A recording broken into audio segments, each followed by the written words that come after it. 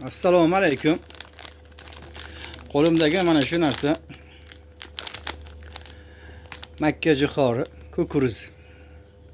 Yoshligimizda yaxshi ko'radigan ko'kurizimiz. Bu haqda nima to'xtalmoqchiman? Og'aynilar, go'sht Samarqandda lahm go'sht 140 ming, 150 ming. Mol go'shti. Qo'y go'shti suyagi bilan shu atrofda. Toshkentda, Farg'onada qanday bilmadim. Qisqasi O'zbekistonda shu narxda. Mollarga nima kerak? Ozuqa kerak. Ozuqa eng ko'p ozuqa beradigan Makka. Don sifatida foydalanasiz. Tanasini silos qilib foydalanasiz. Tayda qolgan tomiri ham ertangi bu yilga bo'ladigan ekinlarga ozuqa bo'ladi. Hozir nima deyman? Makkani ekish biroz orqaga qaytdi. Ekishni sal kuchaytirishimiz kerak.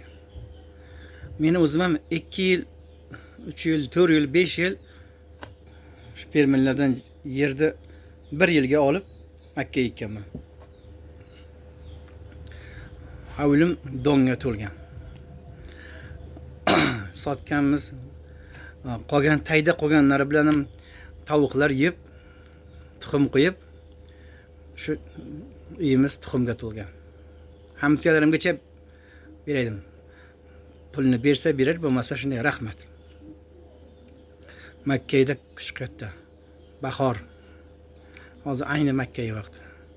Kimdir ozroq joyi bo'lsa, kimdir ozroq yeri bo'lsa, Makka ekish kerak.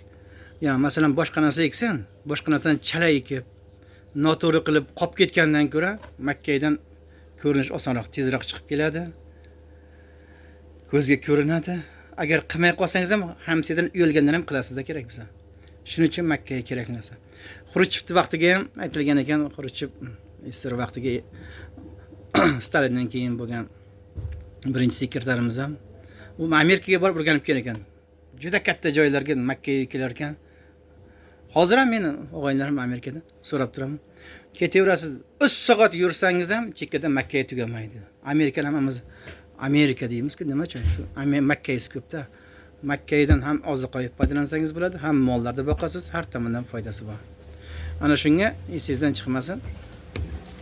Agar boshqa, mayli, boshqa kultura qilaman desangiz, qo'lingizdan kelsa kartoshka eking, qo'lingizdan kelsa любой xohlagan haligi bozorbop narsa ko'ring. Agar qolib ketadigandan ko'ra, shu Makkaga yigib qo'ying. Makkadan ham mollaringizga, qo'ylaringizga ozuqa bo'ladi, tanasi.